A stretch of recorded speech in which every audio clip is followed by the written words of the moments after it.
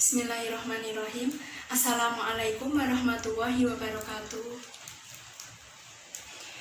Bagaimana kabarnya anak-anak? Alhamdulillah sehat semua ya. Nah, sebelum memulai pembelajaran hari ini, dimohon untuk tempat duduknya dirapikan terlebih dahulu ya. Baju-bajunya juga dirapikan. Jika sudah, kita mulai pembelajaran hari ini dengan membaca surat Al-Fatihah terlebih dahulu ya. Bisa dimulai. A'udzu billahi minasyaitonir rajim. Bismillahirrahmanirrahim. Alhamdulillahi rabbil alamin. Ar-Rahmanir-Rahim. Maliki yaumiddin. Iyyaka na'budu wa iyyaka nasta'in. Ihdinas siratal mustaqim. Siratal ladzina an'amta 'alaihim ghairil maghdubi 'alaihim waladdallin. Amin.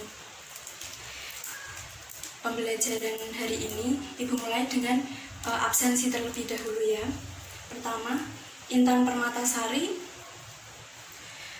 Muhammad Fajri, Nabila Ayu, Sabrina Kirana, Zaki Ananta. Sudah dipanggil semua kan? Nah, sekarang kita mulai ya. Minggu kemarin sudah Ibu bahas tentang materi zakat. Sekarang kita membahas tentang penyembelihan binatang, kurban, dan juga untuk akikah. Yang pertama, tentang penyembelihan binatang. Ada yang tahu penyembelihan binatang itu seperti apa? Semuanya sudah pernah melihat juga kan? Penyembelihan binatang itu tidak disamakan dengan mematikan hewan. Jadi beda ya antara penyembelihan binatang dan juga mematikan hewan. Untuk penyembelihan sendiri itu berarti memutus jalan bernafas hewan, memutus masuknya makanan ke dalam tubuh hewan, dan juga memutus minuman yang nantinya masuk ke dalam tubuh hewan. Nah, untuk selanjutnya bagaimana tata cara penyembelihan binatang? Tata cara penyembelihan binatang itu sendiri bisa dilakukan menggunakan dua cara, yakni dengan cara tradisional dan juga menggunakan cara mekanik. Untuk cara tradisional sendiri, pasti di tempat tinggal anak-anak sudah sering melakukan penyembelihan binatang ya, entah itu nanti untuk hewan kurban maupun penyembelihan binatang untuk dimakan sehari-harinya. Cara menyembelih binatang secara tradisional yang pertama yaitu mula-mulanya itu menyediakan lubang nanti yang akan digunakan sebagai tempat darah hewan nanti yang akan disembelih. Jadi menggali lubang terlebih dahulu sebagai tempat penampung darah hewan yang akan disembelih nantinya. Selanjutnya, peralatan yang akan digunakan untuk menyembelih hewan juga disiapkan terlebih dahulu, seperti pisau atau golok dan juga ikat nanti yang digunakan sebagai pengikat kaki hewan jika tidak kuat memegang hewan yang akan disembelih nantinya. Nah, tata cara yang selanjutnya yaitu binatang yang akan disembelih itu harus menghadap ke arah kiblat, yakni lambung kiri dari hewan itu berada di posisi paling bawah. Yang selanjutnya, leher hewan yang akan disembelih itu diletakkan di atas lubang penampung darah tadi. Jadi yang lubang yang sudah disiapkan tadi, leher hewannya tadi diposisikan pas di atas lubang yang sudah dibuat tadi. Nah, selanjutnya kaki dari hewan itu dipegang erat-erat. Kalau misal tidak kuat, bisa digunakan tali ikat tadi yang sudah disiapkan untuk mengikat kaki hewan yang akan disembelih tadi. Kepalanya diletakkan ke bawah agar tanduknya itu menancap di tanah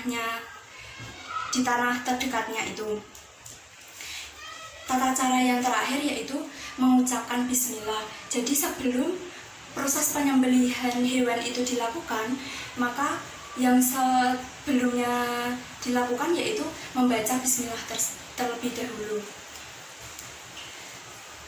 Untuk penyembelihan binatang secara mekanik itu terdapat 3 cara. Yang pertama yaitu sama seperti penyembelihan secara tradisional, yaitu mempersiapkan peralatan terlebih dahulu seperti pisaunya nanti yang akan digunakan untuk menyembelih binatang. Yang selanjutnya memasukkan hewan ke dalam ruangan yang sudah dipenuhi gas sehingga hewan tersebut tidak sadarkan diri. Gas ini digunakan berfungsi untuk membuat rasa sakit hewannya yang akan disembelih tadi itu tidak terlalu merasakan sakit. Jadi seperti orang pingsan gitu, diberi gas terlebih dahulu agar hewannya tidak merasakan rasa sakit yang berlebihan. Nah, tata cara penyembelihan hewan secara mekanik yang terakhir yaitu sama juga mengucapkan bismillah terlebih dahulu. Nah, binatang yang telah pingsan tersebut karena diberi gas tadi itu disembelih dengan alat penyembelih yang sudah disiapkan sebelumnya. Jadi prosesnya memakai mekanik. Itu tadi tata cara proses penyembelihan hewan menggunakan mekanik. Selanjutnya yaitu tentang syarat-syarat binatang yang akan disembelih itu apa saja. Nah, di sini Ibu mengambil ada 2 syarat binatang yang akan disembelih. Yang pertama yaitu untuk binatang yang akan disembelih itu harus masih dalam keadaan hidup ya, berarti tidak boleh dalam keadaan mati. Karena binatang yang mati tidak karena disembelih, jadi kan binatang masih hidup itu menjadi salah satu syarat binatang yang dapat disembelih. Kalau binatang yang sudah mati bukan karena disembelih, jadi kalau misalnya binatang yang mati karena dianiaya atau binatang yang mati karena tertabrak mobil seperti itu tidak boleh digunakan sebagai hewan yang disembelih ya. Jadi itu sudah masuk menjadi bangkai. Syarat yang kedua, binatang yang disembelih itu adalah binatang yang halal, entah itu dari zatnya maupun dari cara memperoleh. Jadi binatang yang akan disembelih itu harus tahu asal muasal binatangnya itu dari mana. Misal dari pihak pembeli, saya membeli binatang yang akan disembelih itu, jadi saya harus tahu binatang yang dijual itu berasal dari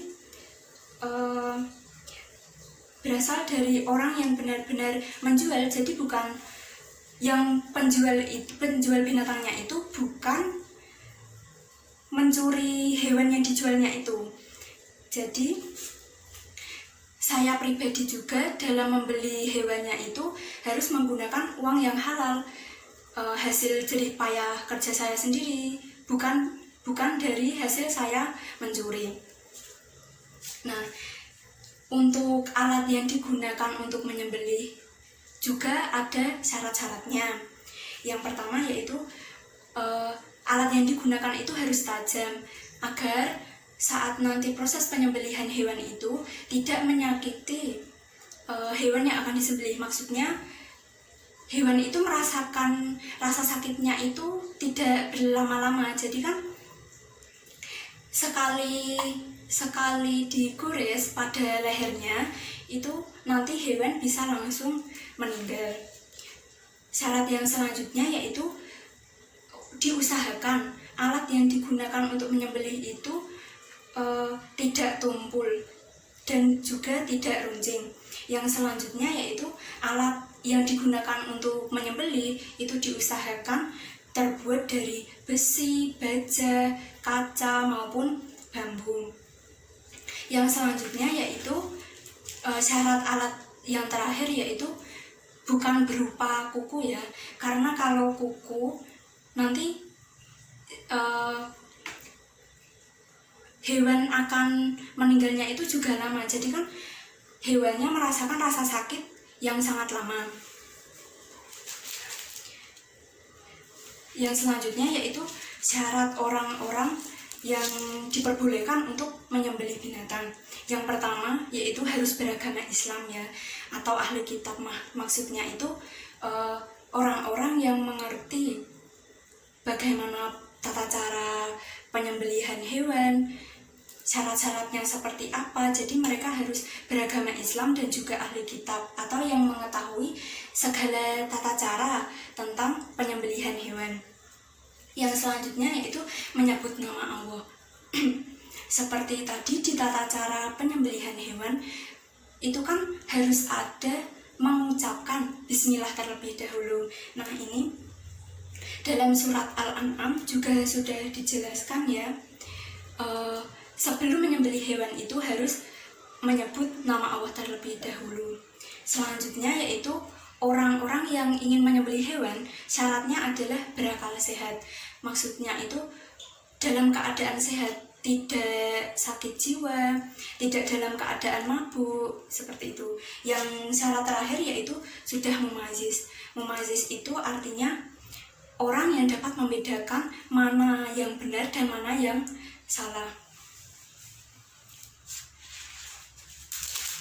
Ada yang ditanyakan untuk penyembelihan binatang? Baik, selanjutnya materi tentang kurban ya. Kurban itu kan disyariatkan, kurban itu merupakan syariat yang sudah ditetapkan Allah Subhanahu wa Ta'ala. Sejak masa Nabi Adam alaihissalam, kurban itu juga sudah ada, jadi sudah dijalankan ya sejak masa Nabi Adam itu. Untuk pengertian kurban sendiri, kurban diistilahkan dalam syariat Islam untuk pengertian penyembelihan hewan ternak yang memenuhi syarat tertentu dilaksanakan pada waktu tertentu dengan niat ibadah guna mendekatkan diri kepada Allah Subhanahu wa Ta'ala. Jadi kurban itu dilaksanakan pada 1 tahun sekali dan juga hari-hari tertentu ya. Untuk hukum kurban sendiri itu adalah sunnah. Jadi jika seseorang sudah memiliki harta atau dikatakan seseorang itu mampu untuk berkurban, maka seseorang itu wajib untuk berkurban. Tetapi untuk orang yang dikatakan tidak mampu, maka itu tidak berkurban juga tidak apa-apa. Untuk waktu penyembelihan kurban itu tanggal 10 Dzulhijjah atau pada saat hari raya Idul Adha ya. Sudah pernah melihat semua kan untuk prosesi berkurban di tempat masing-masing juga sudah pernah ada kan. Nah, baik. Selanjutnya yaitu seseorang yang berkurban itu ada syarat-syaratnya. Jadi binatang yang akan dikurbankan itu ada 2 syarat. Yang pertama yaitu dilihat dari ketentuan umur binatang yang akan dikurbankan, dan juga yang kedua cacat binatang pada kurban. Untuk ketentuan umur binatang yang akan dikurbankan, ibu ada 4 contoh ya. Dari hewan domba atau kambing itu sekurang-kurangnya yang boleh dikurbankan itu berumur 1 tahun atau telah berganti gigi. Yang selanjutnya sapi atau kerbau itu berumur sekurang-kurangnya juga sama, berumur hampir 2 tahun. Jadi selisih sedikit ya. Untuk yang terakhir, hewan unta itu berumur sekurang-kurangnya 5 tahun. Jadi hewan yang boleh dipakai untuk berkurban itu kan ada 4. Ada hewan domba atau kambing, sapi, kerbau, dan juga unta. Nah, untuk cacat binatang kurban, yang dimaksud itu hewan kurbannya itu cacat matanya, atau hewan yang akan dikurbankan nanti itu tidak bisa melihat. Selanjutnya yaitu hewan kurbannya itu sedang sakit, itu juga tidak boleh untuk dikurbankan. Berjalannya pincang, jadi kan kalau kakinya sakit itu juga tidak boleh dikurbankan. Yang terakhir yaitu hewan yang dikurbankan tidak boleh dalam keadaan kurus, tidak berlemak. Jadi hanya kelihatan tulang-tulangnya saja, tidak ada dagingnya. Yang materi terakhir yaitu tentang akikah. Akikah menurut istilah Islam diartikan sebagai menyembelih binatang ternak berkenaan dengan kelahiran anak sebagai rasa syukur kepada Allah Subhanahu wa Ta'ala dengan cara-cara tertentu. Jadi akikah itu dilaksanakan setelah kelahiran seorang anak ya. Dan cara-cara tertentu itu, bila kelahiran anak laki-laki itu disembelih 2 ekor kambing. Bila yang lahir itu perempuan, maka yang diakikahkan adalah 1 ekor kambing. Untuk hukum akikah, kalau tradisi biasanya kan kebanyakan orang melakukan akikah itu 7 hari setelah kelahiran anak. Itu bagi yang mampu, maksudnya bagi yang jika orang tua sudah memiliki rezeki, itu bisa melakukan akikah setelah 7 hari kelahiran anak.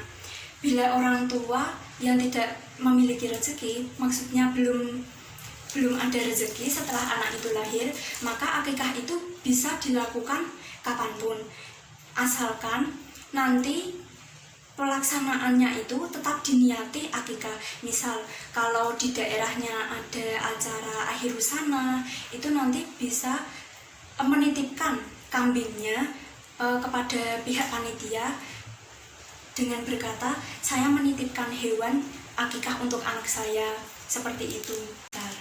Nah, itu tadi penjelasan tentang penyembelihan binatang, kurban, dan juga akikah. Cukup sekian ya pembelajaran hari ini. Kurang lebihnya Ibu mohon maaf. Wassalamualaikum warahmatullahi wabarakatuh.